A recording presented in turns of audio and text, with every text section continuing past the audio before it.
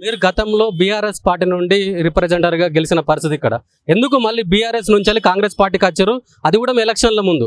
అంటే ఏ ధైర్యంతో ఈ కాంగ్రెస్ పార్టీలోకి రావడం జరిగింది? ఇక్కడ ఒక వ్యవస్థ అనేది ఒక రాజరిక వ్యవస్థ అయినప్పుడు, ఈ ప్రజాస్వామ్య విలువలు మర్చిపోయినప్పుడు, ఆ రాజరికం ఒక రాజు, చక్రవర్తి, సామంతులు అనే విధంగా ఒక ప్రజాస్వామ్యంలో ఒక చక్రవర్తి విధానం జరిగే సందర్భంలో ఈ రాజరికం, చక్రవర్తి విధానం మాకు నచ్చలేక ఒక ప్రజాస్వామ్య విలువలున్న ఒక ప్రజాపాలనలో ప్రజాపాలనలో కొనసాగే పార్టీ ఏదైనా ఉందంటే కాంగ్రెస్ ప్రభుత్వం, కాంగ్రెస్ పార్టీ అని చెప్పేసి భావించి ఆ రోజు అధికారం లేని రోజు వచ్చిన టీం మా టీం.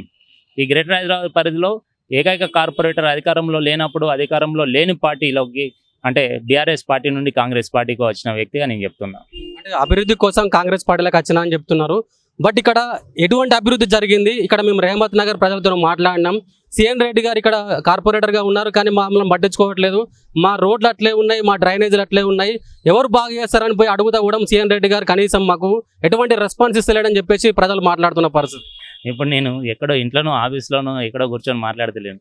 రేహమత్ నగర్ నడి చౌరాస్తాలో నిలబడి మాట్లాడుతున్నా. ఇప్పుడు మీరు నిలబడ ఈ చౌరాస్తా కూడా నా హయాంలో డెవలప్ అయింది. ఇక్కడ ఏం డెవలప్ అయిందన్నా?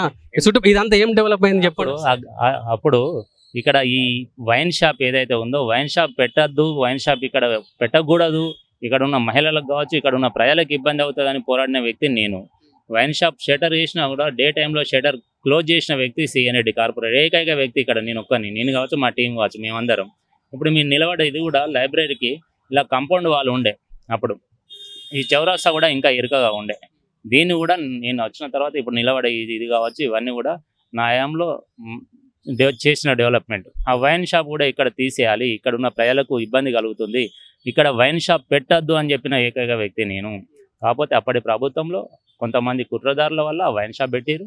అయినా కూడా అప్పుడు కూడా నేను స్టాండింగ్ కమిటీలో ఉన్నప్పుడు ఇది మొత్తం ఈ జంక్షన్ ఇంప్రూవ్మెంట్ చేయాలి, ఈ ప్రాంతం డెవలప్ చేయాలని చెప్పేసి ఒక 8 కోట్లు శాంక్షన్ చేపిస్తే రీసెంట్గా ఈ ప్రభుత్వంలో ఆ పనులు శాంక్షన్ అయినాయి, డబ్బులు మంజూరైనాయి.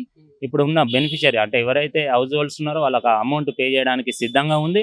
వాళ్ళకు ఒకసారి అమౌంట్ పే చేసిన తర్వాత 1 మంత్లో ఈ పనులు కూడా స్టార్ట్ చేస్తాం.